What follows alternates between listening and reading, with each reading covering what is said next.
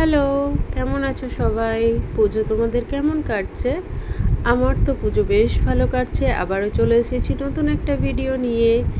এই ষষ্ঠীতে আমি গেছিলাম আমার বাড়ির কাছাকাছি ঠাকুরগুলো দেখতে। তো সেরকমই একটা প্যান্ডেলে আমরা আজকের গেছিলাম। আমি, আমার শাশুড়ি মা, বর আর শ্বশুরমশাই মিলে টোটোতে করে। কারণ ওনারা একদমই হাঁটতে পারেন না, বিশেষত আমার শাশুড়ি মা। তো এই দেখে নাও প্যান্ডেলের লুকসটা।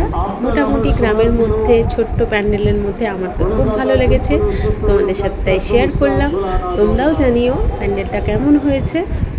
আর আমার না শহরের থেকে গ্রামের পুজো কাটাতে বেশি ভালো লাগে। তাই তার মানে এই নয় যে আমি শহরের পুজো পছন্দ করি না বা থিমের ঠাকুর আমার ভালো লাগে না, দুটোই ভালো লাগে।